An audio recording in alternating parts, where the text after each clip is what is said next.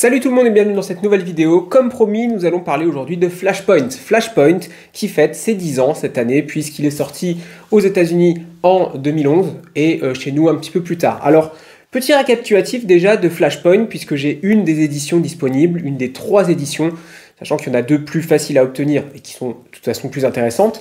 L'historique donc de Flashpoint en France. Tout démarre en 2012 avec l'arrivée d'Urban Comics sur le marché et notamment avec les kiosques. C'est-à-dire que Flashpoint, je m'en souviens, c'est l'un des premiers kiosques, si ce n'est le premier kiosque que j'ai acheté chez Urban Comics à l'époque avec Batman Incorporated qui était en plusieurs numéros, donc en l'occurrence 3 numéros sortis fin 2012. Un an plus tard, novembre 2013, nous avons cette édition. Donc, qui font partie des premières sorties, en quelque sorte aussi, de Urban Comics en termes de hardcover. C'est l'hardcover, donc Flashpoint, qui reprend l'intégrale de cet event, avec en bonus, donc pour 25 €, les films en édition DVD et Blu-ray dans ces petites pochettes que vous voyez là. Alors là, vous voyez un, mais l'autre était à l'envers. Hop. Voilà pour cette édition. Donc, cette édition que j'ai depuis 9 ans maintenant, 8 ans plutôt. Et pour les 10 ans de Flashpoint, de sa sortie initiale, Urban Comics a décidé de vous proposer une nouvelle édition pour fêter l'anniversaire avec une couverture lenticulaire, c'est-à-dire qu'il y a un petit effet noir et blanc et couleur selon comment on le fait. Alors là, il n'y en a pas puisque c'est l'édition classique. Je n'ai pas acheté l'édition des 10 ans. L'édition des 10 ans aussi possède la version Unwrapped. Donc la version Unwrapped, c'est une version crayonnée. J'appelle ça Unwrapped parce que c'est le terme officiel des hardcovers qui sortent aux États-Unis.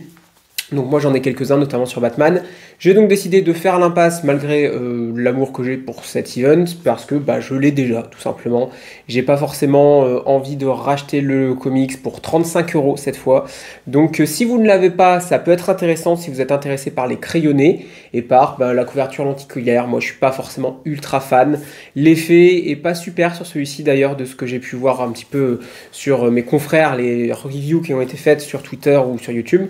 Donc voilà, moi j'ai passé, mais vous savez que vous pouvez toujours vous procurer celui-ci à 24 € avec en plus les films, et je pense qu'ils ne sont pas dans la nouvelle édition à 35, mais qui est un peu plus grande, même pas en fait, en tout cas qui a la lenticulaire et qui a la version crayonnée en plus, donc qui sera beaucoup plus épaisse, d'où le prix augmenté de 10 €. Voilà pour la présentation des éditions. Maintenant, parlons du contenu.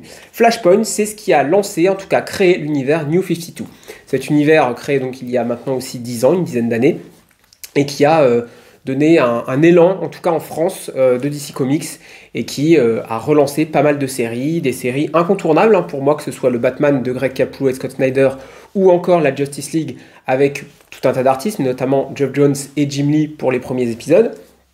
Et ici, eh bien, on va nous expliquer comment est-ce qu'on arrive à cette sorte de reboot, de relaunch de la Terre d'ici, de l'univers d'ici. Et tout se passe lié à Flash, d'où le nom Flashpoint et la couverture avec Flash dessus.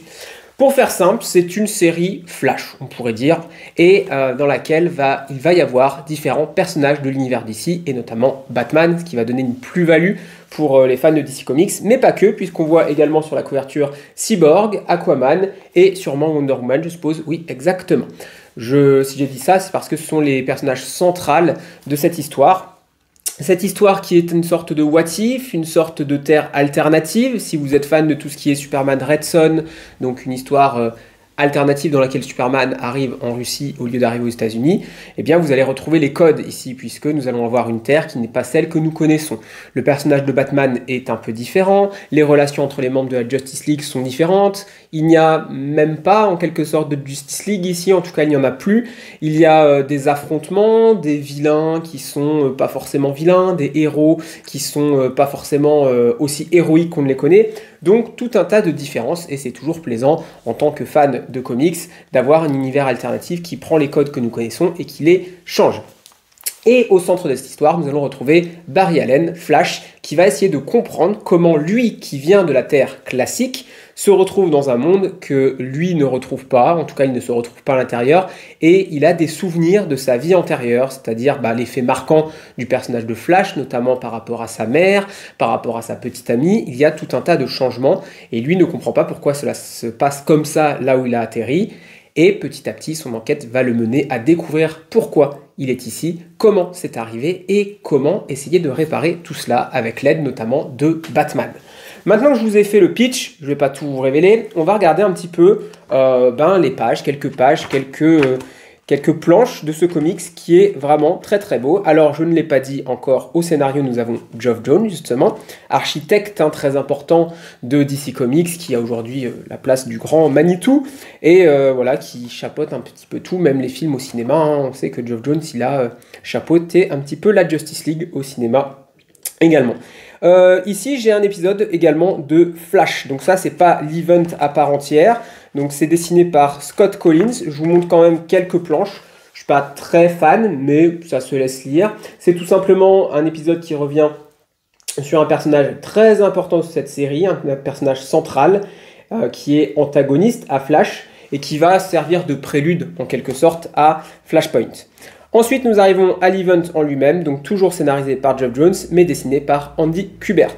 Andy Kubert, je vous montre un petit peu quelques planches, c'est un génie, c'est voilà, un grand maître du comics qui n'a pas à prouver sa place, hein, puisque c'est un grand artiste qu'on retrouve sur de très beaux et très importants comics. Comment dire, en termes de style, moi j'adore, on est sur quelque chose assez proche de Jim Lee, très honnêtement. On est dans cette veine-là. Regardez cette double planche, magnifique. Dommage que ce soit une double planche, parce que ça gâche toujours un petit peu au milieu. Et tout est qualitatif, c'est-à-dire que c'est très constant dans le dessin, c'est très fluide. C'est un style mainstream, donc qui parlera à beaucoup de monde, avec des ombres très marquées. Je vous montre ici, quand je vous dis que ça ressemble à Jim Lee, voilà, on pourrait presque s'y tromper si... Voilà, on n'est pas un expert, y compris moi. Vous me mettez juste cette planche-là. Moi, je vous dirais c'est du Jim Lee et en fait, c'est du Andy Kubert. Parce que le travail d'ombrage, le travail de trait, le crayonné de base, tout est parfait. Alors, pourquoi aussi je me fais avoir? C'est parce que les couleurs également sont d'Alex Sinclair. Et si je ne me trompe pas, Alex Sinclair est un coloriste qui travaille avec Jim Lee. Et donc, on retrouve la patte colorée, en tout cas, qu'on peut avoir sur un Batman Silence, parce que il me semble qu'Alex Sinclair a fait les couleurs de Batman Silence. Ça explique beaucoup de choses, évidemment, parce que l'encreur et le coloriste vont donner une patte particulière à un style qui fait qu'on reconnaît et qu'on peut confondre deux artistes proches tels que Jim Lee et Andy Kubert. Donc, toujours est-il que c'est magnifique. Je vous montre quelques planches, ça vous permet de voir un petit peu ce que ça donne en termes de mise en scène, en termes de personnages présents. Il y a de l'action, beaucoup d'action. Il y a des émotions très fortes et très marquées, qui est sans doute la plus grande force de Flashpoint. Et puis, la surprise et l'envie de découvrir les différences avec le monde d'ici tel que nous avons l'habitude de le voir, en tout cas dans la terre principale de DC. Donc, c'est vraiment un très bon comics. Ce n'est pas un comics parfait, cependant. On pourrait reprocher le fait que l'histoire va un peu vite, qu'on passe vite fait sur certains détails, sur certains personnages, et que tout va beaucoup trop vite. C'est le problème de ce genre d'event, où on a quelques numéros seulement pour aboutir à une histoire. Ici, on a 208 pages, sachant que sur ces 208 pages, il y a le prélude au début, qui est un épisode qui se passe avant Flashpoint. Donc c'est vraiment très compliqué. Cependant, je trouve que la caractérisation des personnages est plutôt bonne. Les personnages centraux que sont Flash et que sont Batman, en tout cas le Batman de cet univers, sont très bien faits. Il n'y a rien à dire. Les conséquences sont fortes, surtout quand on sait qu'il va y avoir l'univers New 52, New 52 après. Donc voilà, c'est vraiment un classique. Il faut pour moi lire Flashpoint. C'est vraiment quelque chose qui se laisse lire, de très agréable, à défaut d'être un chef-d'œuvre, parce que pour moi ce n'est pas un chef-d'œuvre. C'est quelque chose qui marque davantage de par son impact et parce que ce genre de Elseworld ou de Terre alternative plaît. Moi en tout cas ça me plaît et je sais que je ne suis pas le seul à aimer ça.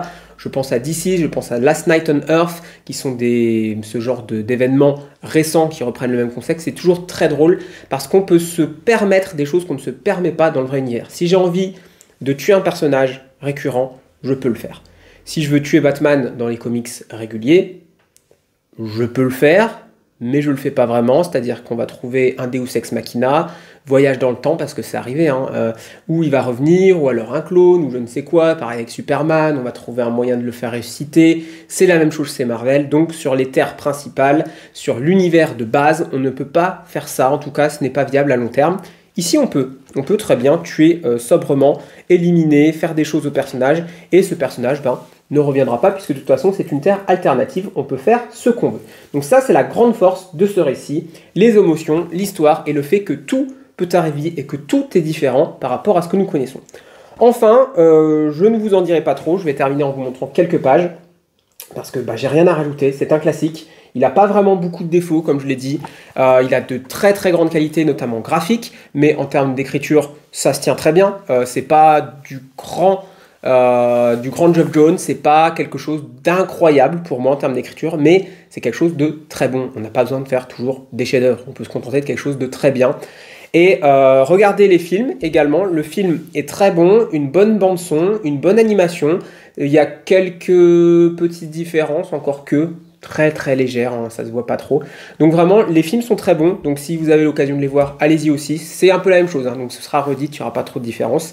Et il y a une scène, je vais pas vous dire, mais il y a une scène à la fin de ce comics qui est sans doute pour moi l'une des scènes les plus importantes de toute la mythologie du personnage de Batman, en tout cas de Bruce Wayne. Donc je pense que vous serez ému sur cette partie-là parce que c'est pour moi l'une des 5 scènes les plus importantes de toute la mythologie Batman et elle est dans Flashpoint. Donc rien que pour ça, vous devez lire Flashpoint pour le rapport justement entre le personnage de Batman et le personnage de Flash et ce que ça va créer ensuite. Voilà, c'était Flashpoint, l'incontournable de DC Comics, publié, ou en tout cas republié chez Urban Comics pour ses 10 ans. Foncez si vous ne l'avez pas lu, relisez-le si vous l'avez lu. Moi j'ai dû le lire 4 ou 5 fois, je sais que je le relirai, c'est toujours un plaisir de temps en temps de repartir sur Flashpoint parce que c'est très beau, c'est très bien écrit et c'est très émouvant. Nous on se retrouve la semaine prochaine, d'ici là, portez-vous bien, ciao les amis.